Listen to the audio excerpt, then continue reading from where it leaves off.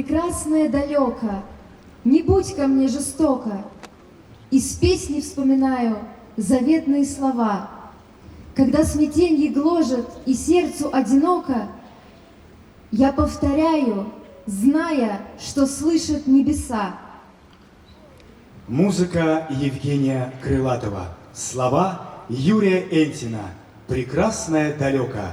Солисты Кира Карагодова, Евдокия Куликова и Дарья Зинькович.